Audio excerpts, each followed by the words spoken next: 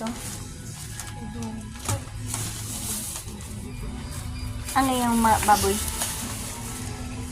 Kay uncle mo? Sana? Sa atin sana tag noodles yun.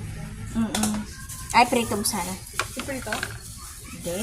Huwag na. Bukas na lang. Yan po ulam namin. Korean noodles. Anong tawag dito? Udon. Udon. Mag-uudon po kami.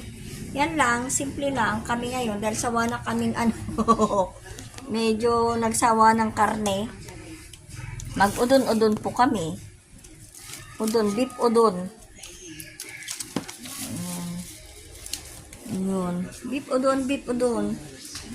Yung mga boss, nandito na po. Ayan. Ang mga boss, nandyan na. Good for one lang pala. Good for one lang. Ako hindi ko kaya, bitin ako.